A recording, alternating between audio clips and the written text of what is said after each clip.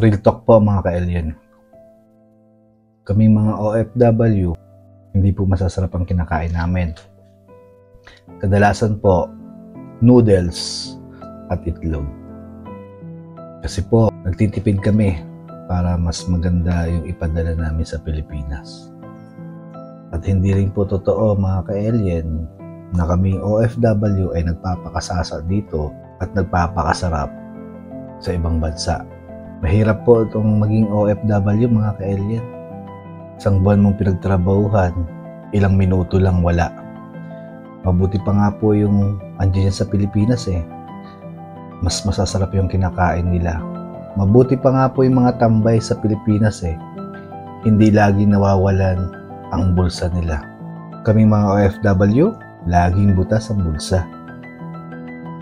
Real talk lamang po yan. Much love. Tara, kain.